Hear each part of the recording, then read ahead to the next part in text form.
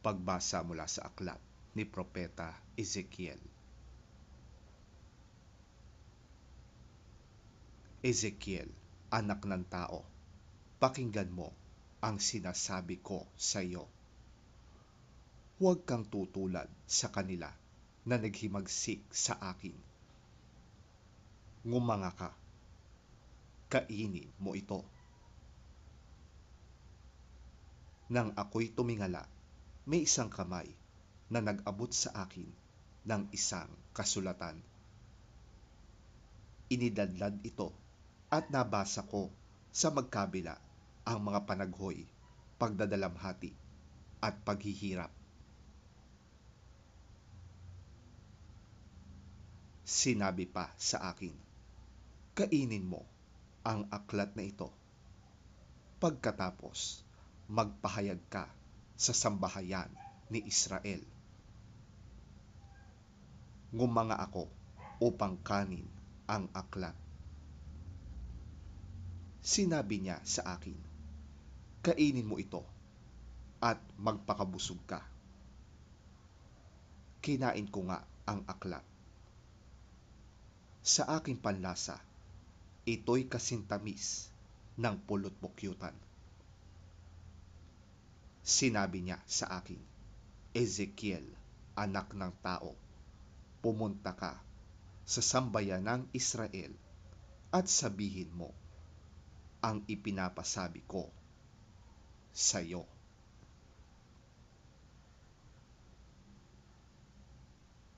Ang salita ng Diyos. Salamat sa Diyos.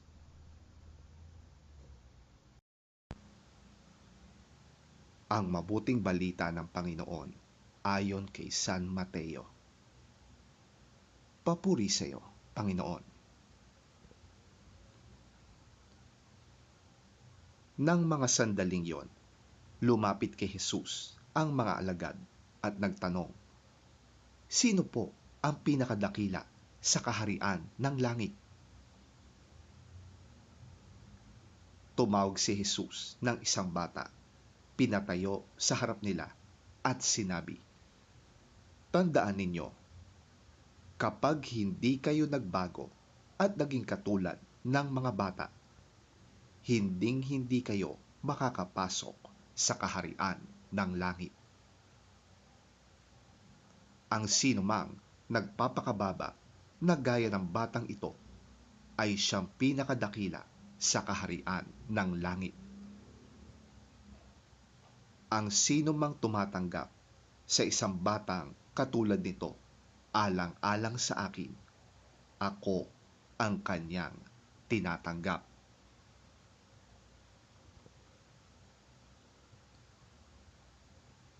Pakaingatan ninyong huwag hamakin ang isa sa maliliit na ito. Sinasabi ko sa inyo, ang kanilang mga anghel ay laging nasa harap ng aking Ama na nasa langit. Ano sa akala ninyo ang gagawin ng isang taong may 100 tupa kung nawala ang isa sa mga yon? Hindi ba niya iiwan ang 99 sa bundok upang hanapin ang naligaw? Tandaan ninyo, kapag ito'y kanyang natagpuan, higit niyang ikinagagalak ang isang ito kaysa 99 na hindi naligaw.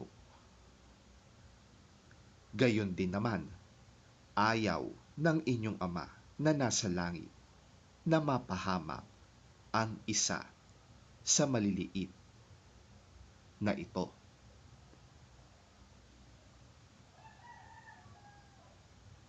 Ang mabuting balita ng ating Panginoon. Pinupuri ka namin, Panginoong Hesukristo.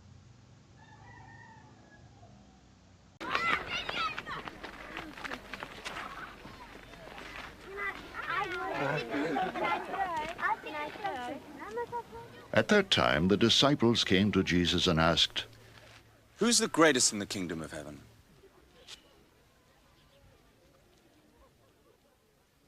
He called a little child and had him stand among them. And he said, I tell you the truth. Unless you change and become like little children, you will never enter the kingdom of heaven. Therefore, whoever humbles himself like this child is the greatest in the kingdom of heaven.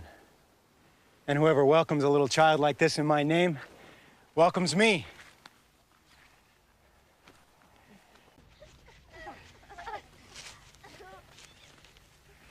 See that you do not look down on one of these little ones. For I tell you that their angels in heaven always see the face of my Father in heaven.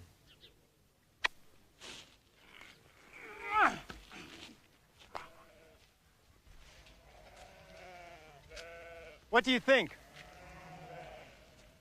If a man owns 100 sheep and one of them wanders away, will he not leave the 99 on the hills and go to look for the one that wandered off? And if he finds it, I tell you the truth, he is happier about that one sheep than about the 99 that did not wander off. In the same way, your Father in heaven is not willing that any of these little ones should be lost.